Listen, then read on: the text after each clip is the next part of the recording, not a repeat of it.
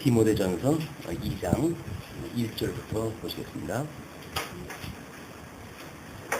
그러므로 내가 첫째로 권하노니 모든 사람을 위하여 간구와 기도와 도고와 감사를 하되 임금들과 높은 지위에 있는 모든 사람을 위하여 하라. 이는 우리가 모든 경건과 단정한 중에 고요하고 평안한 생활을 하려 함이니라. 이것이 우리 구주 하나님 앞에 선하고 받으실 만한 것이니 하나님은 모든 사람이 구원을 받으시며 진리를 아는 데 이르기를 원하시느니라. 하나님은 한 분이시요 또 하나님과 사람 사이의 중보도 한 분이시니 곧 사람이신 그리스도 예수라. 우리 2장의 전체 내용은 직임자의 임무라고 하는 것으로 우리가 한번 생각을 해보도록 하겠습니다. 먼저 지난 시간에 우리가 살펴본 것이 직임자의 무장이라고 하는 것으로 1장 내용을 확인했다 했는데 2장의 내용은 어떻게 보게 되면 성경에서 매우 난해하다라고 하는 성경 구절이 포함되어져 있기 때문에 전체적인 구도에서 확인되지 않으면 이제 이 디모데전서 2장의 내용이 전혀 엉뚱한 방향으로 갈 수밖에 없게끔 되어져 있습니다. 그래서 1장서부터의 그 이야기를 우리가 맥을 다시 한번 정리라도 할 필요가 있을 것 같아요. 지금 디모데에게 이 편지를 보낸 것은 로마의 포로로 감옥에 끌려갔다가 다시 나오면서 지금 그 문제가 있다고 하는 그 에베소 교회에다가 디모데를 남겨놓고 그 다음에 바울은 마게도냐 지역으로 건너갔단 말이에요. 그쪽으로 건너갔기 때문에 건너가서 들려오는 소리를 들으면서 문제가 있는 거를 지금 이제 위에서 편지를 쓴 겁니다. 이게 편지를 썼기 때문에 이것은 지금 에베소 교회의 배경이 설명이 안 되면 무슨 문제가 있는지 그 문제를 문자적으로만 봐가지고는 이해하기가 어렵습니다. 그래서 사도행전을 통해 가지고 지금 2차 전도 여행 때 에베소 교회를 설립을 갖다 했고 그리고 3차 전도 여행 때 다시 그 에베소 교회에 들려가지고 2년 동안이나 말씀을 가르쳤던 그런 그 곳이에요. 에베소 교회는 사도 바울에게는 매우 의미가 심장한 그런 그 교회입니다. 관심을 둘 수밖에 없는 그런 교회인데 지금 그 사도행전 19장에 우리가 그 내용을 제가 주부에다 소개를 해드렸는데 지금 3차 전도 여행 때에 순방을 하면서 세워진 교회를 좀 굳게 세우는 그 내용이 이 사도행전에 소개되어진 건데 먼저 19장 1절로부터 7절을 보게 되면 에베소의 제자들의 성령 세례를 받아요. 그러니까 지금 사도 바울이 어떤 그 교회는 늘 문제가 있고 부정적인 것이 있고 긍정적인 것이 늘 있게 마련입니다. 그런데 지금 그 1절부터 7절까지 소개되어질 때에는 제자들이 성령 세례를 받음으로 해가지고 어떤 중매 몸된 교회의 본질에 충실한 이런 교회가 시작이 되어진 거죠. 그런데 그런 그 가운데 8절로 10절까지 두란노 서원에서 2년 동안 강론하는 내용이 소개가 되잖아요. 이게 성령이 충만하다고 하는 그 이야기는 한마디로 말씀이 풍성하다는 이야기입니다. 이 복음이라고 하는 문제가 이제 늘 이 복음이라고 하는 핵심을 놓쳐버리게 되면 끊임없이 교회를 병들기 시작을 합니다. 그래서 끊임없이 이제 우리가 이 복음을 어떻게 잊어버리지 않는가가 중요한 문제인데 복음이라고 하는 말처럼 우리가 흔하게 쓰는 단어도 없어요. 뭐 말끝마다 우리가 복음 하는데 지식은 복음이 아닌 것까지 이제 우리가 복음이라고 하는 데까지 오염이 되어지니까 복음이라고 하는 본질을 우리가 어떻게 간직하는가라고 하는 문제 때문에 뭐 어떤 사람은 십자가라고 하는 걸 강조하기도 하고 뭐 이렇게 하기도 합니다. 근데 복음이라고 하는 걸 너무 초비적인 걸로만 끌고 가게 되면 이 어떤 복음의 내용을 이해하는데 단순할 수는 있어요. 왜? 협의적인 거니까. 그냥 예수 그리스도의 십자가, 그냥 십자가의 죽으심, 그래서 예수 그리스도의 보혈의 공로, 뭐 이렇게 해가지고 구원의 은혜라고 하는 어떤 구속사적인 관점에서 보게 되면 핵심인 것처럼 보여요. 그러나 우리가 양대언약이라고 하는 맥락으로 이제 이 어떤 복음의 내용을 광의적으로 우리가 이제 볼 수밖에 없잖아요. 그래서 이 복음이라고 하는 것이 결국 하나님의 구속, 그래서 하나님의 의를 드러내는 걸로 끝나는가? 그것이 아니라 하나님의 나라라고 하는 이 양대의 두 가지의 축이 있기 때문에 복음은 두 가지 축을 충분히 만족시킬 수 있는 그런 그 내용으로 풍성하게 소개가 되지 않으면 사람들은 어떤 협의적인 대로 빠져가지고 우리 젊은이들한테 이제 어떤 토론 문화가 이제 만들어지거나 그렇게 되면 꼭 그래요. 이렇게 하면은 구원을 받습니까? 못 받습니까? 그러니까 마치 구원이 하나님의 계시의 목적인 것처럼 오해를 한단 말이에요. 그런데 구원이 만약에 하나님의 계시의 목적이라고 한다면 하나님께서 못으로 망그라뜨렸다가 구원을 다 시키시겠어요. 에덴 동산에서 잘 먹고 잘 살게 만드시지. 그러니까 그런 어떤 구원이라고 하는 것은 어떤 하나님께서 이 양도약을 이루어 가시기 위한 하나의 축은 될 수 있을 망정 그것이 복음이라고 하는 전체 내용은 아니다. 또 우리가 이제 과거에 이 하나님의 나라의 중심으로 해가지고 복음을 이해를 하지 않았어요. 예수님께서 부활하시고 그리고 승천하시기 얼마 전 동안 약 오순절 때 성령이 오시니까 한 40여일간 제자들과 함께 있으면서 이 하나님의 나라에 대해서 이제 예수님이 가르쳐 주셨거든요. 그렇게 하니까는 성경 전체를 또 이걸로 봐야 된다고 이제 생각하는 분들이 있어가지고 하나님 나라에서 어떻게 사는 것이 진짜 잘 사는 거냐 라고 하는 걸로 접근이 되어진단 말이에요. 근데 그것도 아니다. 왜냐면 하나님께서 이미 영원하신 때에 하나님의 선하신 뜻이 있었는데 이 뜻은 하나님의 이 나라를 작정하시고 그리고 만사 만물을 예정하신 이 작정과 예정을 갖다 하신 것이 하나님의 뜻이란 말이에요. 근데 이 하나님의 예정이라고 하는 것은 이성적인 존재를 누군가는 선택을 갖다 하고 누군가는 유기를 갖다 하는 것에 대한 문제이기 때문에 이거의 구원의 문제예요. 이 구원의 문제만 이야기를 하게 되면 하나님의 선한 뜻 중에 누구는 선택했고 누구는 유기시켰는가 라고 하는 문제만 그냥 확인하게 되어진단 말이에요. 우리 이제 주님이 가르쳐 주신 기도에도 이 하늘에 계신 하나님 아버지여 하나님의 이름이 거룩하게 하시옵고 내가 나라가 임하옵시며 이렇게 이야기를 딱 하거든요. 우리 기도를 하라고 그러거든요. 그 이야기는 뭐냐면 하나님의 뜻이 이거니까 이 뜻이 이루어졌으면 좋겠다 그 이야기예요. 오늘 이제 이 1절서부터 4절까지 읽은 내용들이 전부 기도에 대한 내용이니까 이거는 이렇게 하나님의 이름이 거룩하게 하심을 하옵시고 그다음에 나라가 임하옵시고 라고 하는 것이 천상계에서 이루어지는 일이에요. 그래서 하나님의 뜻이 하늘에서 이루어진 것처럼 이 땅에서도 이루어지이다 라고 해서 천하계를 통해 가지고 하나님의 뜻이 하늘에서 이루어진 것을 이 땅에서 계시를 통해 가지고 이렇게 내가 좀 이루는 것이야 그 이야기예요. 하나님께서 이미 천상에서 다 이루셨어요. 영원히 다 이루셨어요. 그런데 이거를 내가 이 땅에서 이렇게 너희한테 보여줌으로 해가지고 하늘에서 이걸 다 이룬 나인 것을 너한테 깨달아 알고 나를 경외하도록 내가 이걸 보여주는 거야. 이런 내용이란 말이에요. 그러면 우리가 이 하나님의 계시라고 하는 관점에서 천하의 섭리를 갖다 이해를 갖다 해야 되는데 우리 이제 늘 문제를 삼는 것이 뭐라 그랬어요? 천하의 거를 기능 중심으로 삼게 되게 되면 일 중심으로 모든 걸 볼 수밖에 없어요. 그래서 심지어 어떤 윤리적으로 착한 일 하나 하는 것도 우리가 그 구원을 받느냐 받지 않느냐라고 하는 문제 때문에 하느냐 마느냐를 마치 자기가 결정하는 것처럼 이렇게 착각이 된단 말이에요. 그렇지는 않습니다. 하나님께서 망하게 할 자는 자기가 아무리 하고 싶어도 못해요. 그러니까 그게 지옥에 가는 일인지 뻔히 알면서 이게 안 되는 겁니다. 인간의 힘으로는 안 되는 거예요, 이게.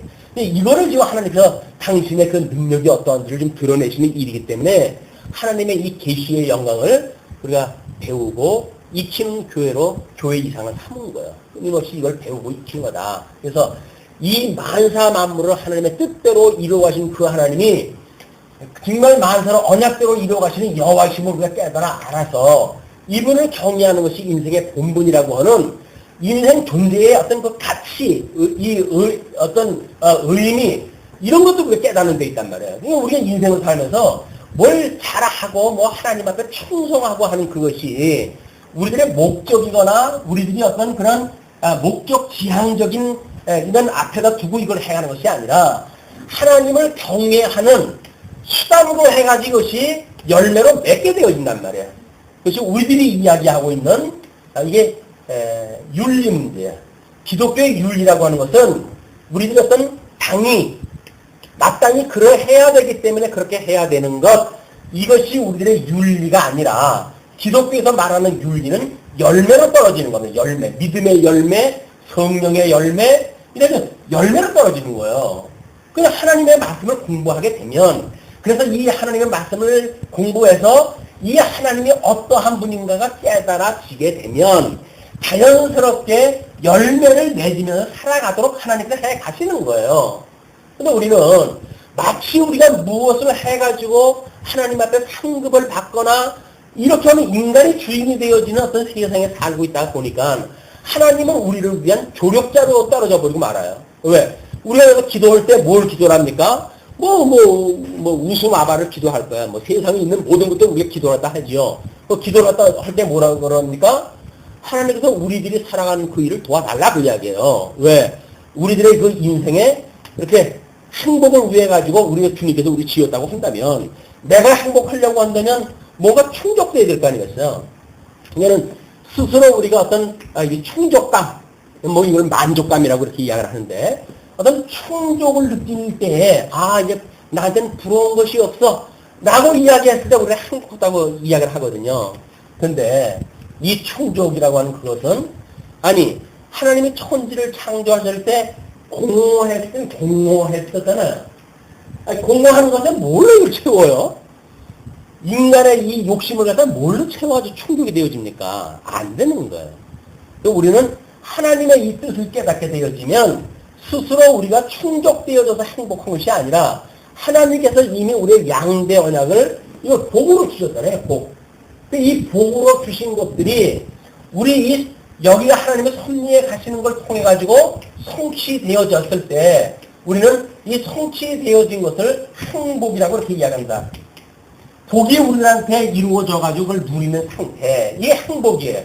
이 행복은 뭔가 가득 차가지고 행복한 이것이 아니에요. 우리는 이것이 하나님의 은혜라고 하는 걸 깨달아 가지고 족한 것을 깨달아가는 일이에요. 그러니까 성도들이 족함을 안다고 하는 그 이야기는 가득 차기 때문에 이걸 깨달아지는 게 아니에요. 극히 가난한데도 불구하고 하나님의 은혜를 깨닫게 되어지게 되면 하나님의 은혜가 차고 넘칩니다. 우리는 그게 고백을 하는 거예요. 근데 마치 호주머니 속에 뭐가 같은 게 들었어야 남자들은 지갑에 돈이 가득 있어야 힘을 쓴다면요. 얼마나 그게 맥 빠지는 일입니까?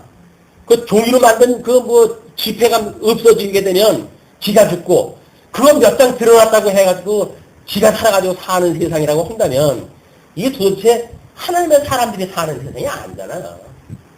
하나님께서 우리한테 주시는 이런 행복감은 하나님이 우리가 한량없는 은혜로 부어주신 은혜를 깨달아가지고 이 하나님의 성취에 우리가 이게 임해져 있는 거야. 그래서 의의 영광을 우리가 깨달아 알고 기업의 영광을 깨달아 알고 참여되어진 자로서의 행복감이에요. 그래서 이것은 오직 주님께서 이루어 가시는 일입니다. 예수 그리스도께서 이루어 가시는 주님의 일이에요.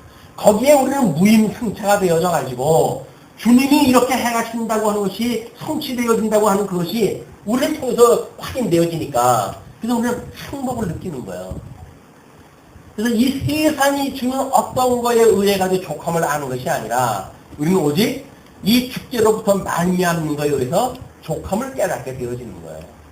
세상이 우리 이 족함을 이게 줄 수가 없는 겁니다. 이 이 만족은 세상이 줄 수가 없어요. 오직 성령께서 깨닫게 하시는 걸로 인해가지고, 아니, 어떻게 이 죄인 중에 죄수인 나를 주님께서 하나님의 아들이라고 인을 쳐주십니까? 이게 은혜의 감동이란 말이에요. 사도 바울 1장에서 소개한 것이 그거예요. 내가 지금 사도로 부름을 받은 것, 그런 내용을 소개하면서 나는 이 죄 중에 이 죄인이 괴수다. 이런 나를 하나님께서 나를 구원해 주셨다. 그 이야기예요. 그래서 내가 하나님의 일꾼이 되어져서 이제 이런 예수 그리스도가 하신 복음을 증거하는 증거의 어떤 방편으로 해가지고 자기가 본을 보이겠다. 그 이야기예요. 그러면 사도 바울이 보이는 본은 여기서 말하는 이 기능적인 본이 아닌 것은 분명하죠. 왜냐하면 기능적으로 이야기를 하게 되면 뭐 이래라 저래라 하면 될 거 아니겠어요. 근데 사도 바울이 만약에 본을 보였다고 한다면 이 본은 증인으로서의 본일 거예요. 그럼 증인으로서 본이냐고 하는 건 뭐예요? 오직 예수 그리스도가 만사와 만물을 이루어가시는 하나님의 그 언약을 이루시는 분이다. 이렇게 아주 증거가 되어질 거란 말이에요. 근데 오직 예수를 그리스도로 증거하는 것이 본이지. 이 본이라고 하는 것은 물론 뭐 여기서 복음 그 내용도 있지만 그의 삶도 포함되어지는 거예요. 이 내용과 삶이 두 개가 다 묶여져 있는 걸 본이라고 이야기를 하니까 그의 삶, 그 삶이 이쪽에서 말하는 삶이 아니라 이 예수 그리스도로 말미암아서 얻게 되어지는 삶, 열매로 맺게 되어지는 삶, 이걸 본으로 보여주겠다 그 이야기예요. 그냥 복음을 깨닫고 살아가는 삶은 무겁지 않습니다. 별로가 주어지는 건데요, 이게. 그냥 사도 바울은 이걸 본으로 보여주니까 본으로 보여주겠다. 그런데 이걸 깨닫지 못하는 자들은 일부 이 생명 세계로부터 그들이 어떤 이 본, 삶 이런 것들로부터 스스로 포기하는 자들이 있더라. 그것이 우리 1장 마지막 절에 공부를 다 한 거예요. 뭐라고 그랬어요? 후메네오와 알렉산더가 있으니 내가 사단에게 내어준 것은 그 사람들이 양심을 버렸고 믿음에 관하여는 파산이 되어졌단 말이에요. 하나님께서 이렇게 하시는 것은 우리가 오직 믿음으로 살아가야 되는데 이 믿음이 파산되어졌다는 이야기는 뭐예요? 하나님께서 이렇게 행하시는 것이 아니라 내가 한다고 믿는 거예요. 그것이 믿음으로 사는 것이 아니라 자기가 주체적으로 살아가는 삶이란 말이에요. 우리는 이미 예수 그리스도 안에 죽고 없어요. 오직 예수 그리스도 안에 이분과 연합되어져 가지고 이분의 것이 되어버렸어요. 그러면 우리 거를 주장할 것이 없어지는 사람들이란 말이에요. 오직 예수 그리스도만이 우리의 남편이고 우리의 머리고 우리의 모든 것이 되신 분이에요. 이분이 그렇다고 하는 걸 증거하는 삶이 바로 우리 행복이고 지족의 삶이고 본된 삶인데 복음을 말한다고 하면서도 여전히 어떤 걸 복음을 말해요? 이걸 말하는 거예요. 예수를 믿는다고 하면서 그렇게 살면 되겠어? 이렇게 살아야지 저렇게 살아야지 라고 하니까 인생살이가 괴로운 거예요. 사라지지는 않은데 사라지는 것처럼 살아야 되니까 뭔가 연극을 갖다 해야 되고 거룩하지 않은데 거룩한 척 해야 되고 선을 행치 못하는데 선을 행하는 척 구제라도 좀 하고 이게 다른 사람 앞에 살아갈 수밖에 없단 말이야. 이 윤리라고 하는 것이 그래서 사람 앞에서 살아가는 일이에요. 그런데 이쪽 믿음으로 살아가는 사람들은 어디서 살아가는 사람입니까? 하나님 앞에서 살아가는 사람이란 말이야. 하나님 앞에서. 누가 보든지 안 보든지 이사람 상관이 없어요. 그냥 하나님 앞에 살아가는 거예요. 왜? 결과적으로 이걸 살아가게 하시니까. 이것이 지금 대전제로 해가지고 보여주는 일이기 때문에 불안로에서 2년 동안이나 이 복음을 가르친 거 아닙니까? 사도 바울이. 그랬기 때문에 그가 예루살렘으로 이제 그 마지막 가는 길에 에베소의 장로들이 와가지고 이 사도 바울을 붙들고 울잖아요. 당신 글리 가면 죽는 길인데 어떻게 그 죽는 길을 마다하지 않냐고 거기 가십니까? 그런 만류하면서 울어요. 그럴 정도로 이 본된 삶이라고 하는 것이 열매로 맺어진단 말이에요. 복음을 전하는 자와 자기의 생명같이 여겨지는 거예요.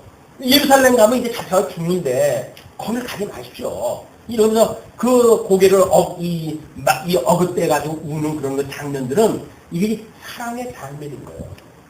그 사람들이 그 한 생명 죽으면 텁니까? 라고 하는 인간 육적인 그런 관계 때문에 그러는 것이 아니라 당신이 이 본된 삶, 아직도 이걸 해야 될 일들이 있는데 당신이 지금 머문다고 한다면 어떻게 됩니까? 라고 염려하는 그런 관계를 우리가 볼 수가 있는 거죠.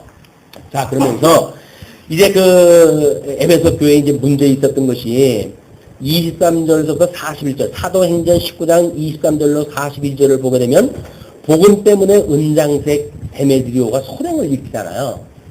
그것 때문에 난리가 난 거예요, 이제. 그럴 때 군중들이 이제 데모를 일으키면서 이제 하는 이게 소란을 일으키면서 하는 이야기가 거기서 제가 한 구절만 소개를 했다 해드렸어요. 크다 에베소 사람의 아데미. 이 아데미라고 하는 그런 신을 섬기는 에베소의 전체 지금 문화가 그런 문화란 말이에요.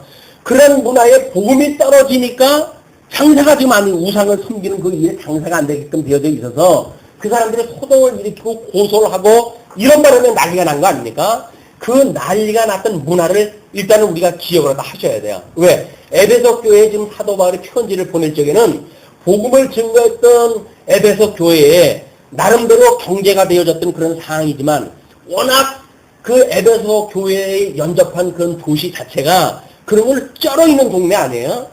이 복음을 전했던 사도 바울이 잠시 자리만 피게 되면 호시탐탐 기회를 노리고 그들이 이 교회를 흔들고 있는 자들이니까.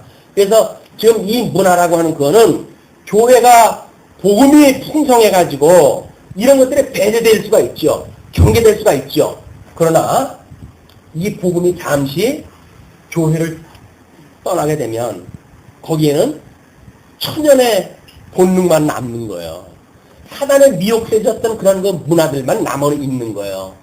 그러니까 말씀이 지금 아직도 에베소에 있다고 하지만 이 본질적인 복음이 어떤 중심을 갖다 잃어가고 있으니까 교회에 엉뚱한 문화가 좀 들어와 있는 거예요. 그러니까 사도 바울이 편지를 보내가지고 경계 갖다 해라.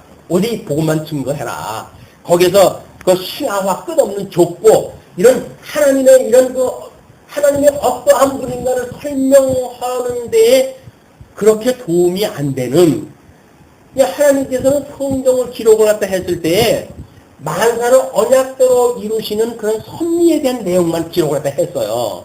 거기에 기록되지 않은 거는 하나님이 당신의 영광을 계시하는데 문제가 되지 않기 때문에 빼놓은 거예요. 근데 인간들은 어디에 관심이 있어요? 하나님이 이 말씀에 빼놓은 거에만 관심을 가져요. 왜? 그 세상 사람들이 이 빈 가슴을 채우는 자기의 어떤 지식세계를 충족시키는 이런 일들로 할 수가 있으니까 생명의 어떤 말씀으로 해서 충족감을 누리는 것이 아니라 지식으로 철학의 세계로 빈 공간을 채우기 위해는 그런 것들이 필요했던 거예요. 그러니까 사도 바울이 그런 걸 경계해라. 쓸데없는 그런 걸 경계해라. 그 이야기예요. 이제 오늘 오후서부터 오늘 위에 창세기를 위해 가지고 창조과학회의 어떤 그런 강의를 이제 소개를 간간히 할 거거든요. 그럼 거기서 우리가 이 복음의 본질을 놓치게 되면 그 사람들 논리 속으로만 쏙 빠져버려요. 그래가지고 마치 하나님의 이 영광의 계시를 보여주시는 이 복음의 진수보다는 합리적으로 이걸 채워주는 일에 대해서만 관심을 갖게 되어진단 말이에요. 이걸 경계하는 마음을 가지고 그렇게 과학적으로 증명하는 것들을 보아야지 본질을 놓쳐버리게 되면 과학 만능주의로 빠져버려요. 이 과학이 모든 걸 다 설명할 수 있는 것처럼 설명이 돼버린다고요. 과학이라고 하는 건 해 아래 이 어떤 학문 아닙니까? 그러면 이 해 아래의 학문을 가지고 이 천상계에 대한 복음을 깨달을 수 있다고 하는 그 이야기는 말이 안 되는 거예요. 왜냐하면 하나님의 말씀 외에는 방법이 없기 때문에 그렇습니다. 자, 그렇기 때문에 지금 이제 그렇게 군중들이 난리치니까 서기장이 그거를 진압을 시키시면서 이렇게 이야기를 해요. 에베소 사람들아, 에베소 씨가 큰 아데미와 제우스에게서 내려온 우상의 신전지기가 된 줄을 누가 알지 못하겠느냐? 그 이야기예요. 이 신전지기, 너희들이 지금 이 아데미라든지 제우스 신이라든지 이런 걸 섬기는 에베소의 에베소라고 하는 그 지역이 그런 우상을 섬기는 신전지기라고 하는 건 세상이 다 안다 그 이야기거든요. 자기는 그 사람들을 지금 진압을 시키기 위해서 그 이야기를 한 거지요. 그런데 그걸 우리가 성경을 아는 우리 입장에서 보게 된다면 그 이야기가 무슨 얘기예요? 우상의 소굴이라는 이야기 아닙니까? 거기가. 그런 곳에 이 복음이 떨어져가지고 몇 사람이 말씀을 깨닫고 에베소 교회가 지금 이게 서 있는데 그 교회는 바람 한패 등불인 거예요. 끊임없이 음부의 군세가 이 음부의 군세가 공격을 했다 해오는 이게 전부 음부의 군세가 공격해오는 것들입니다. 이게 우리 성도로 하여금 이렇게 살아야 된다 저렇게 살아야 된다 성경을 말씀을 가지고 성경이 이렇게 했으니까 이렇게 살아야 된다라고 하는 것도 마찬가지예요. 성경적인 근거를 대가지고 뭐 체제를 어떻게 바꿔야 되고 뭘 개혁을 갖다 해야 되고 하는 그것도 마찬가지예요. 성경이라고 하는 것은 하나님이 어떠한 분인가를 깨달아지게 되면 개혁을 해갈 수 있는 마음을 하나님께 주셔가지고 뭔가를 새롭게 새로운 시각으로 보고 살아가도록 되어져 있는 거지 성경 구절을 근거로 대가지고 어떤 자기의 생각 세계를 관철시켜가는 것이 아니다. 성경에 대한 어떤 구절을 외워가지고 자기 어떤 논거의 근거를 삼는 것도 매우 조심스러운 겁니다. 하나님께서 그것이 누구에게도 적용되어지는 것이 아니에요. 성경 구절 그렇게 썼을 때 그것이 믿어지는 사람한테만 하나님께 주시는 선물로 이루어지는 일이지. 그냥 그거를 우리들이 그냥 기능적으로 외워가지고 그것이 우리 삶에 영향을 주는 게 아니다. 우리는 잘못 알게 되면 성경을 이렇게 공부하는 것도 뭐예요? 성경을 공부하면 마치 그렇게 되어져 간다고 오해를 갖다 혼내니까요. 왜? 이 성령의 은혜로 주신다고 하는 걸 깨닫지 못해요, 이게. 성령께서 우리들로 하여금 마음을 움직이고 깨닫게 하시고 우리 생각 세계를 하나님의 섭리했다 하신다고 하는 대전제, 만사와 마음을 하나님께서 하신다고 하는 그래서 하나님 앞에 의지하는 우리들의 마음들이 없이 이것이 될 수가 없는 것이다. 이것이 2장을 소개하는 아주 중요한 문제입니다. 자, 그러면, 이제 2장 1절에 이제, 그러므로 그 1장까지의 그런 그 내용을 소개했던 걸, 첨제로 해가지고, 그러함으로 내가 첫째로 권하노니 모든 사람을 위하여 간구와 기도와 도구와 감사를 하되, 이 네 가지가 나와요, 지금. 이제 모든 사람들을 위하여, 간구와, 그 다음에 기도와, 그 다음에 도구와, 그 다음에 감사. 이게 전부 기도의 내용들이에요. 이제 기도의 내용, 특징이 있는 그런 기도의 내용이죠. 그래서, 그 주석에 나와져 있는 걸 제가 참고로 해가지고 주보에다 소개를 해드렸어요. 뭐, 강구는, 긴박한 상황에서 어떤 특별한 성취를 위한 탄원이라고 하는 그런 그 의미로 이야기를 해요. 그냥 간절한 기도, 뭐, 이렇게 보시면 될 것 같아요. 근데 기도는 일반적인 의미로 하나님을 향한 모든 경건한 RM. 그냥 지금 하나님 앞에 이런 형편을 아라는 거죠. 내가 지금 이래요, 주님. 뭐 다 하려고 하는 것도 아니에요, 그냥. 하나님께서 우리가 필요한 거 다 하신다면요, 주님. 그러니까 제 지금 입장이 이래요, 라고 하는 거를 그냥 하나님 앞에 고하는 거예요. 내 생각 세계에 나의 삶에 대한 것, 이런 것들을 하나님 앞에 고하는 거예요. 그래서 이 기도를 우리가 호흡이라고 이렇게 하는 겁니다. 기도를 내가 구하는 것만 구한다고 한다면, 그건 뭐 간절히 지금 안타까워가지고 구하는 거니까 간구라든지 이런 데 포함되어지겠죠. 쉬지 않고 기도하라는 이야기는 내 삶의 일거수일투족, 우리 이런 심리적인 상태거나 이런 걸 다 하나님 앞에 구하는 것이다. 이걸 구하게 되어지게 되면 하나님께서 우리들한테 이제 응답을 주시겠죠. 말씀으로. 이건 대화예요. 그리고 호흡이에요. 그냥 우리 일상으로 해가는 일들이에요. 범사 하나님께서 이루어 가시는 일인데 하나님께서 이렇게 이루어 가시는 이런 섭리는 무슨 이유가 있나요, 하나님? 이것은 도대체 무슨 의미로 저한테 이런 길을 주셨나요? 뭐 이런 것들을 하나님 앞에 묻는 거예요, 일일이. 다 묻고, 고하고, 이렇게 하는 일이 기도다. 그러니까 세 번째, 보고는 이제 청원이라고 그렇게 했는데, 다른 사람들의 유익을 위해서 강구하는 중보 기도를 가르친다. 근데 제가 그 이 중보에다 빨간 칠을 갖다 해놨어요. 왜 그랬냐면, 중보 기도라고 한 거에 중보가, 우리들이 오해할 수 있는 단어입니다. 왜냐하면 우리 그 2장 5절로부터 8절까지 뭐가 중개가 되죠? 중보 대신 예수 그리스도의 증거와 기도가 좀 소개가 되어져요. 그러니까 예수 그리스도, 중보 대신 예수 그리스도의 기도, 그분의 기도가 중보 기도지. 같은 성도가 하는 기도를 중보 기도라고 이름 붙이는 것은 매우 위험한 요소가 있어요. 그래서 우리가 마치 우리가 왕 같은 제사장인데 이렇게 해야 되는 거 아닙니까? 뭐 중보할 수 있는 거 아닙니까? 라고 이야기를 하는데 우리가 왕 같은 제사장이라 할지라도 제사장 되시는 예수 그리스도 안에 살아가는 성도예요. 제사장이라고 하는 그거는 대제사장 되신 예수 그리스도 안에 우리가 연합되어져 있는 그런 제사장이지 예수 그리스도가 아닌 우리가 그런 중보자가 될 수가 없다 그 이야기예요. 중보자 대신 이분 안에 있을 때 이분이 우리들을 위해서 중보하시는 분이지 우리들이 중보할 수 있는 자격도 능력도 되지 않는 거예요. 주제 넘은 어떤 우리의 생각을 갖게 되어지게 되면 마치 우리가 중보기도를 갖다 해가지고 뭐 구원에 이르게도 하고 또는 그 사람을 갖다 멸망하기도 하고 이런 것이 우리들이 할 수 있는 능력이라고 생각을 하게 되어진단 말이에요. 그걸 할 수 있는 분은 우리 주님밖에 없어요. 주님이 구원도 하시고 이분이 멸망도 시키시는 거지 어떻게 성도인 우리가 멸망도 시키고 구원도 시킬 수가 있겠어요. 그럴 수가 있는 게 아니다. 그래서 그 중보다 빨간 표시를 한 거는 설사 주석에는 그런 표현이 되어져 있다고 하더라도 우리가 이런 맥락으로 봤을 적에는 사용 제한 용어예요. 사용 제한 용어.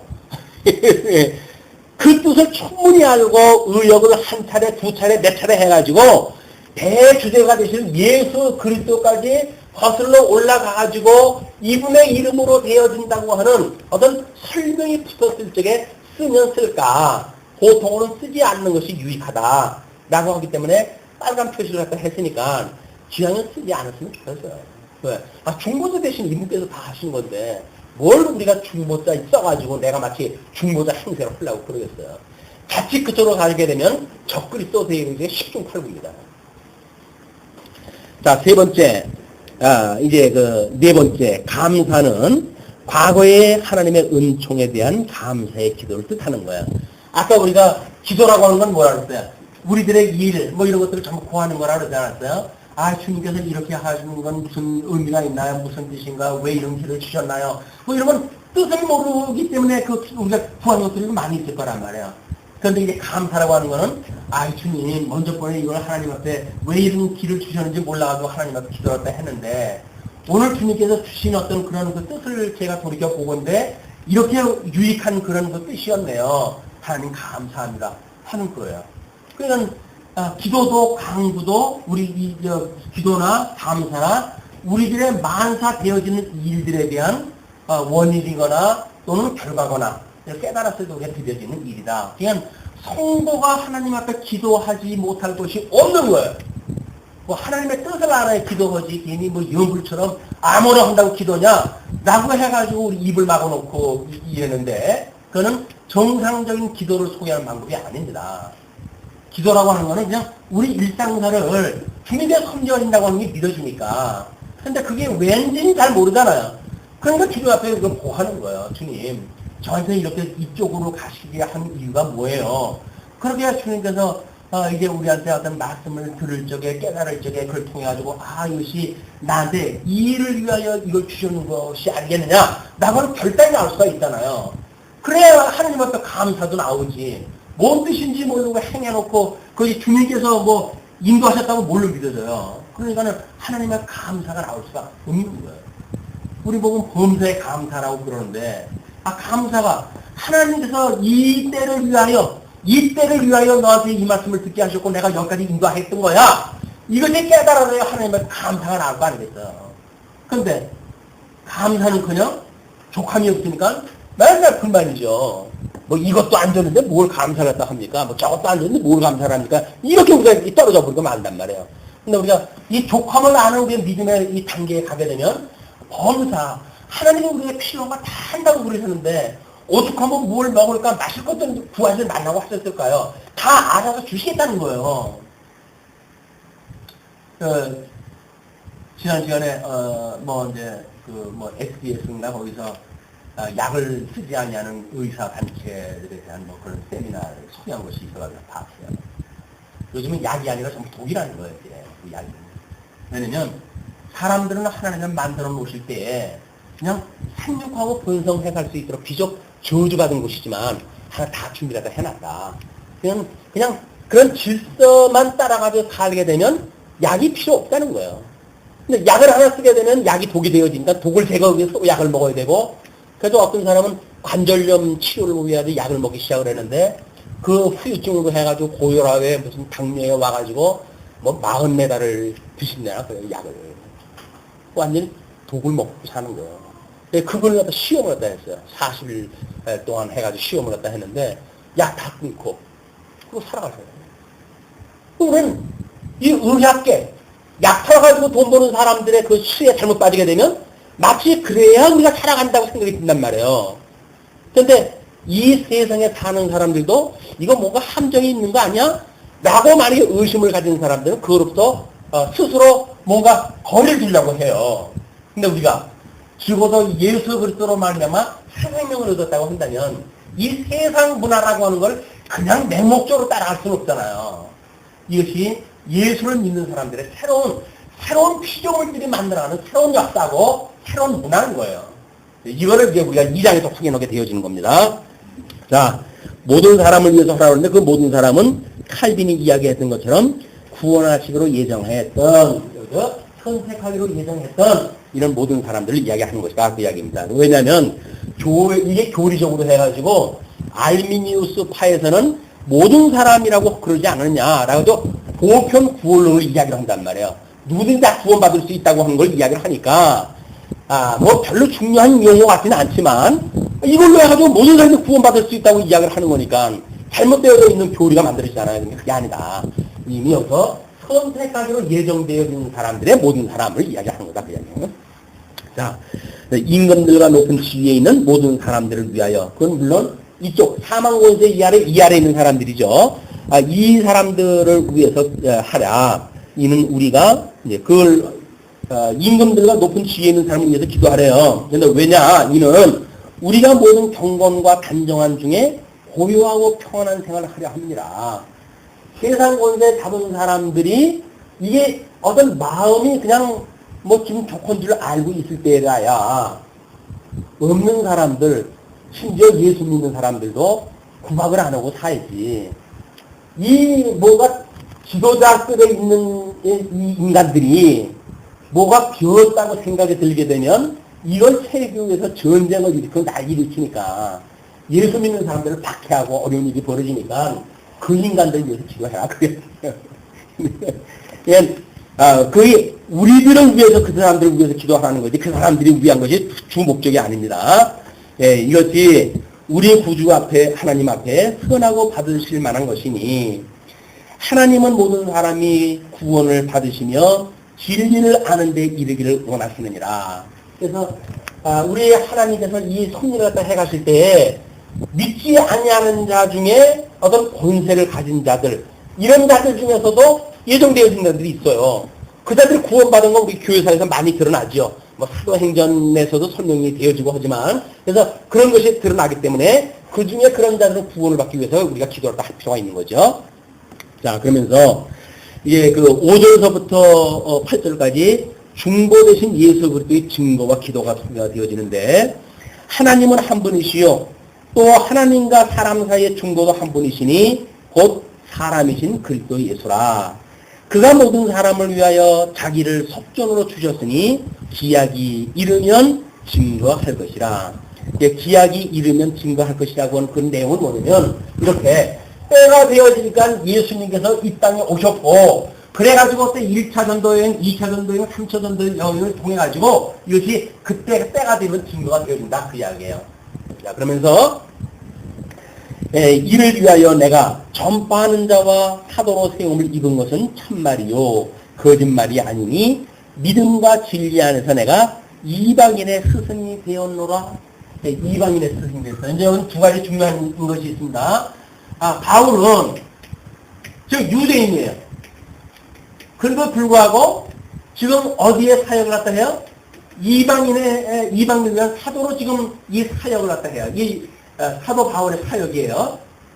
이 두 가지 요소를 지금 다 가지고 있다고 하는 의미가 뭐에 필요하냐면 그 8절 이후서부터의 그 내용입니다.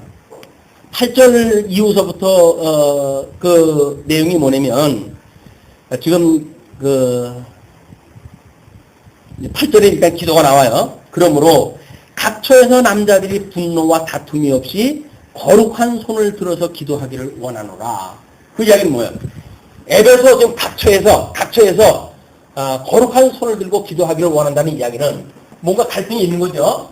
그 갈등이 뭐냐면 이쪽에 이방인들도 있고 유대인들도 있어요. 이 사람들은 여기 천사들이 이야기했던 이렇게 해가지고 끊임없는 신화에 대해서 관심이 있는 사람들이었어요. 이 사람들은 끊임없이 족보에 관심이 있는 사람들이었어요. 이거는 사도 바울은 지금 복음을 가지고 있는 사람이에요. 그럼 복음을 가지고 있는 바울이 족보에 관심 있는 유대인들, 신화에 관심 있는 이방인들을 하나로 묶어가지고 이 사람들을 지도할 수 있는 방법은 복음 위에는 없단 말이에요. 그런데 이들이 지금 나름대로 놓고 봤을 적에는 관심사도 다르고 문화도 다르고 모든 게 달라요. 그냥 갈등이 일어날 수밖에 없는 거예요. 다툼이 없이 기도하라는 이야기는 이런 가운데 갈등을 가지고 기도한다고 한다면 그거 하나님께 들어주시겠느냐. 갈등이 없어야 된다는 이야기입니다. 이 갈등이 없어야 된다. 이거를 기도라고 하는 그런 대원리가 이제 여기까지 소개가 되어져야 지금 제일 난해로 여겨지는 9절에서부터 15절까지의 이야기가 이제 해결이 되어지는 거예요. 그게 뭐냐면 여직임자는 거룩의 거함으로 가능해진다 이렇게 이야기를 했어요. 자, 그런데 지금 8절부터 내용이 이렇게 소개가 되어집니다. 9절을 또 이와 같이 한다는 이야기는 뭐예요? 남자들의 이 기도의 원료와 같이라고 하는 뜻이겠죠. 그러면 9절 이하는 어떻게 풀어나가야 될까요? 이 원리를 풀어나가야 되겠죠. 그래야 이제 이 본문을 우리가 이해하는데 이제 이해가 되어지는 겁니다. 또 이와 같이 여자들도 아담한 옷을 입으며 염치와 정절로 자기를 단장하고 따은 머리와 금이나 진주나 값진 옷으로 하지 말고, 이건 외양으로 하지 말고 그 이야기예요. 그래서 이제 여자들에 대한 이야기는 이 어떤 외양, 바깥의 모양 중심으로의 그런 그 삶을 살지 말고 이제 그 내적인 걸 위해서 살라는 건데, 그것이 뭐냐면 오직 선행을 하기를 원하라. 이것이 하나님을 공경한다 하는 자들에게 마땅한 것이니라. 성도의 삶이라고 하는 것은 끊임없이 이 외양을 추구하고 있는 게 아니에요. 이 여기서 말하고 하는 이 윤리가 뭐 외양에 가는 거 아니에요. 외양. 이 어떤 바깥으로 뭘 드러내느냐, 연출하느냐, 이거에 하나님 관심이 있는 게 아니라니까요. 이 내적으로 해가지고 뭘 품고 사느냐가 문제란 말이에요. 이게 뭘 간직하고 사는가. 복음을 간직하고 살게 되면 열매로 자연스럽게 맺어지는 거지. 이게 우리가 목적 지향적으로 사는 삶이 아니란 말이에요. 이걸 목적 지향적으로 살아야 되니까 신앙생활 얼마큼 했으면 다른 사람한테 얼굴 팔리잖아요. 이게 신앙생활 그렇게 했으면서 여자가 그렇게밖에 못 살아요? 라고 하면 그냥 할 수 없이 이걸 보여주려고 연출을 하다 보니까 어색한 거예요. 왜? 자연스럽지가 않잖아요. 몸에 뺀 게 아니니까 연출을 하다 하는 거니까. 곧잘 하던 대화도 마이크 딱 갖다 대가지고 되면 톤이 달라져요. 어떻게 달라집니까? 연극대사로 바뀌어지는 거예요. 자연스럽게 이렇게 얘기하잖아요. 근데 두 사람 사이에다 마이크를 대가지고 녹음한다고 해보세요. 영 말투가 달라져요. 그게 외양을 꾸미는 특징이란 말이에요. 자연스럽지가 못해요. 그런데 간직하고 있는 사람은 내부적으로 그때 해가지고 넘쳐 나오는 거니까 자연스러울 수밖에 없잖아요. 이것이 복음으로 만나면 삶이다. 그냥 여자들한테 너희들 이렇게 어떤 외양으로 꾸미는 이런 것들은 본질적인 것이 아니니까, 이게 이쪽에서 말하는 이 너의 어떤 그런 그 믿음, 이런 마음, 믿음의 신심의 자체를 돈독하게 했으면 좋겠다. 그런 그 이야기입니다. 자, 그러면서 여자는 1절 순종함으로 종홍이 배우라. 여자의 가르치는 것과 남자를 주관하는 것을 허락지 아니하노니 오직 종용할지니라. 그러거나 말거나 신경 안 쓰시죠. 여자가 그렇게 살아왔는데 여자가 그렇게 살아왔잖아요. 복음을 깨달았다고 하면서도 이 이야기를 듣고도 이 여성도님들이 아무런 불편이 없어요. 지금도 그렇게 살아왔는데 무슨 세상 저렇게 거리고. 그래서 어떤 의식이 있는 그 여성활동자 그런 이야기를 했어요. 사도 바울의 이 구조를 보고 사도 바울은 여성들의 칠천지 원수다. 이 정도로 뭔가 어떤 도전식이 나와야 되는 거 아니에요? 이 말을 듣고 그래 순종하면 되지 뭐. 순종하면 되죠. 순종하면 좋은 거니까. 순종하면 살면서 만년 동안 살았는데 평생 원수라고 삽니까? 아니잖아요. 뭔가 이게 잘못되어진 거 아니에요. 자, 이게 지금 이 여자들의 일절 순종함이라고 하는 것이 왜 이 외향으로 꾸리는 문제가 지금 여기서 왜 등장을 했는가 그 이야기예요. 이때 헬라의 그 문화가 지금 뭐라 그랬어요? 아데미라고 하는 신을 갖다 숨기는 그런 문화라고 그러지 않았습니까? 근데 이 아데미가 그 주보에 그림 소개해드렸죠? 여자의 남자예요. 여자예요. 그리고 여사제들에 의해 가지고 모든 남자들이 여기에 불복까지 할 정도의 이런 신적 존재들에게 이 사제들이니까 아덴의 신하고 일반 사람하고 중재를 했다 하는 그 사제가 여자들이니까요. 여사제들이에요. 그 여사제들이 모든 남자들을 위해 불림을 하는 거 아닙니까? 그런데 이 저주받았을 때 하나님께서 하와에게 줬던 저주는 뭐예요? 이 사망 권세를 내쫓을 때 하나님께서 주셨던 여자에게 줬던 그 저주가 뭐예요? 네? 물론 해산의 고통이 있어요. 해산 고통, 해산 충고로 갖다 줬어요. 근데 아담을 통해 가지고 주었던 저주가 있어요. 너는 다스려야 된다는 거예요. 여자를 다스려야 된다는 거예요. 그 저주받은 생활 속에서는 당연한 거예요. 저주받은 문화 속에서는 남자가 여자를 통치하고 다스리는 건 당연한 거예요. 그런데 예수를 그리스도로 말미암아서 새 생명을 얻었다고 한다면 뭐가 달라졌을 거 아니겠어요. 저주받았던 그 저주, 하나님의 불순종을 해가지고 우리 아담 때문에 저주받았던 것이 구원받았음에도 불구하고 그대로 유지가 되어진다고 한다면 그 저주는 지금 뭔가 성취가 되어진 거예요? 아닌 거예요? 예수부터 십자가 사건으로 하면 이루어진 거예요? 안 이루어진 거예요? 복음으로 이루어졌다고 한다면 그 저주로부터 자유를 갖다 얻은 거 아닙니까? 모든 여성분들이요, 지금 자유를 얻은 거 아니에요? 근데 아직도 종로를 보고 싶다는 거예요? 저주에서 아직도 그냥 사는 거예요? 예수 그리스도 말미암아 참 자유를 못 얻으셨어요? 그냥 남편의 종으로 살아가셔야 되겠어요? 아니란 말이에요. 그거는 이 모든 저주는 이미 예수 그리스도로 말미암아 이제는 아닌 거예요, 우리가. 그래서 예수님께서 마태복음 24장에서 그런 이야기를 해요. 이제 그 높아지려고 하는 자들에 대하여 너희들은 스스로 아버지라고 하지 마라. 아버지는 오직 하늘에 계신 하나님 한 분이야. 너희들은 선생이라고 하지 마. 이 주라고도 하지 마라. 주라고 하는 분 한 분밖에 없어. 이래가지고 세상에 있는 모든 관계를 마치 부정하는 것처럼 이야기를 해요. 왜 그러실까요? 이쪽 세계에 대한 이야기를 갖다 해주시는 거예요. 이쪽에다가 아버지를 준 거는 하나님 아버지를 깨닫게 하시기 위해서 준 거라고 그러지 않았어요? 에베소서 빌립보서에서 이야기한 것이 뭐예요? 부자관계 또는 부부관계 이런 관계를 통해서 배운 게 뭡니까? 일반 계시로 이 주어진 것들은 특별 계시를 깨닫게 하시기 위해서 주어졌던 것이기 때문에 복음이 배제되어진 문자적으로의 어떤 복종, 문자적으로의 사랑 이런 개념은 아무것도 안단 말이에요. 복음을 깨닫지 못하고 그게 무슨 의미가 있습니까? 예수 그리스도로 말미암아 구원을 받았다고 한다면 우리는 모든 저주로부터 자유를 받아 얻은 자예요.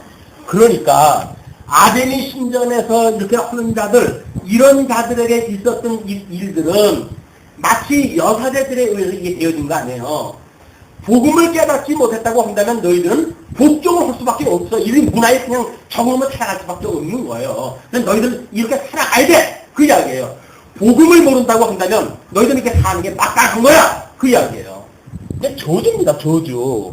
너희들은 복음을 깨닫지 못했다고 한다면 여자는 일절 순종함으로 종용이 배우고 또 여자의 가르치는 것과 남자를 주관하는 것 허락지 아니했다. 이들이 아덴의 신을 섬기는 그런 것들이 좀 잘못되어진 거를 역설을 하는 거예요. 그 역설을 갖다 하는데 그러면 복음적인 건 뭐 설명을 갖다 해야 되지 않겠어요?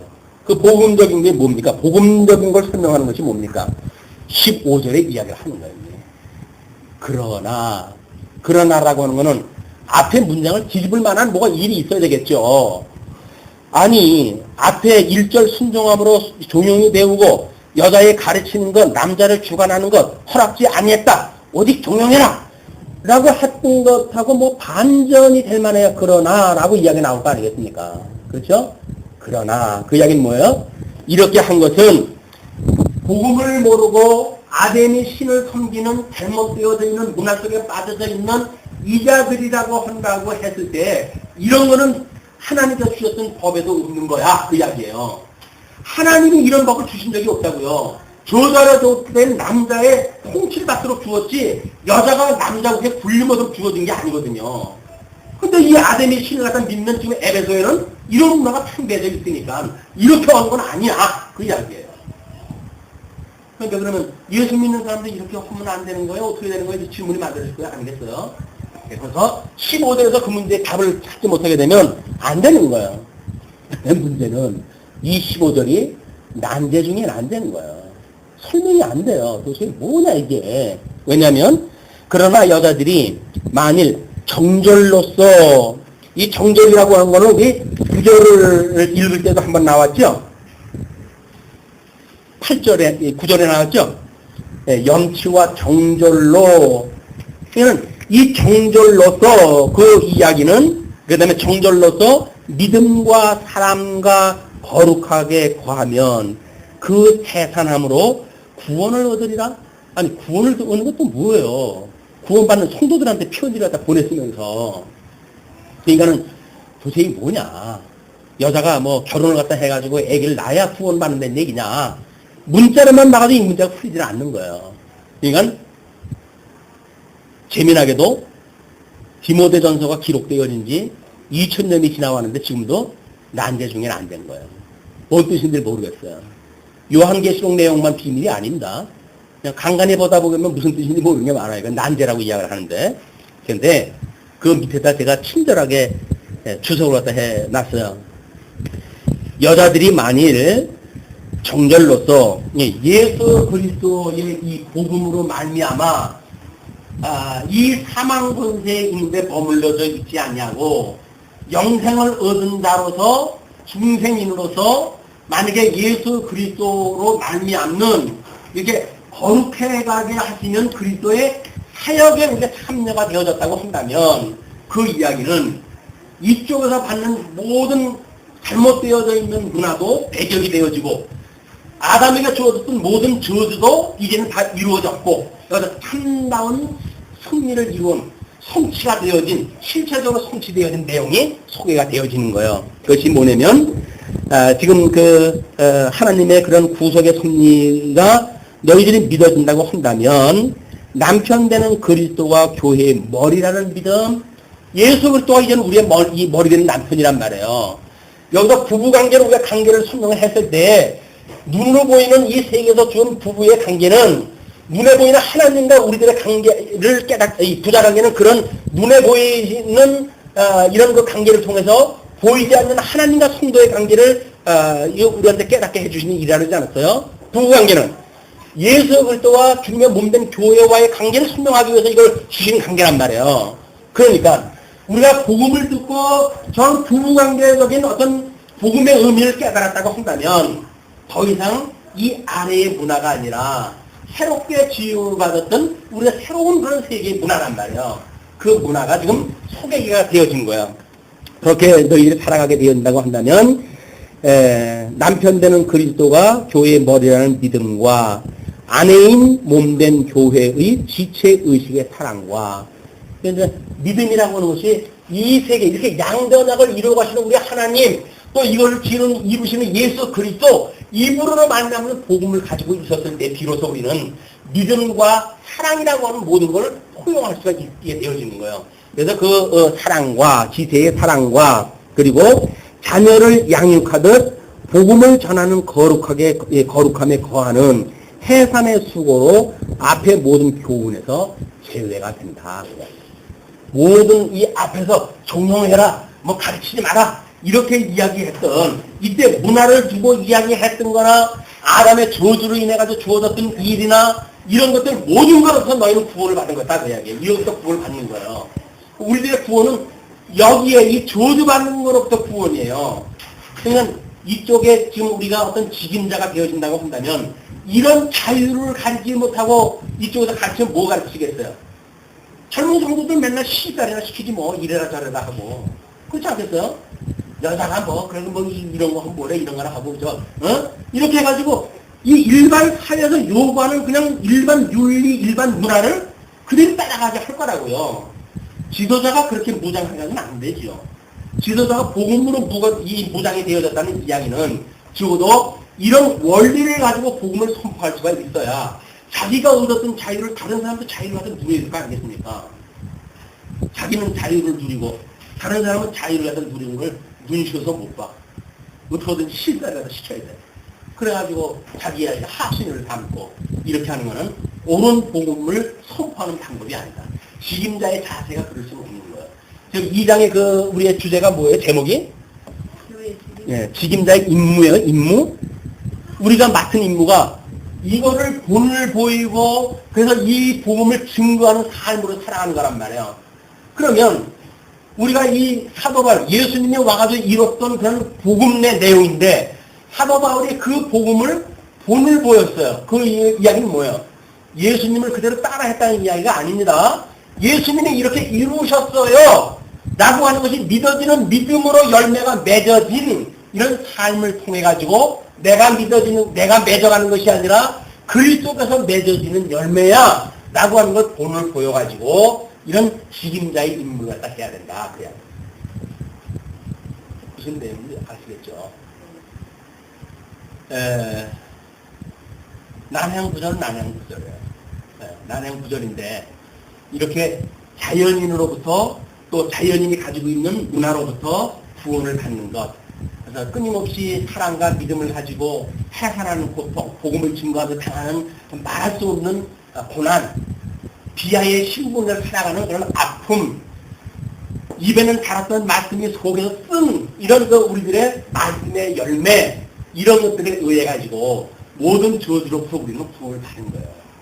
이제는 여자분들이라고 해서 교회에서 조용히 해야 된다든가, 뭐 여자지 때문에 교회에서 가르치는 일을 금지한다든가, 이런 거는 사도 바울이 말한 적이 없어요.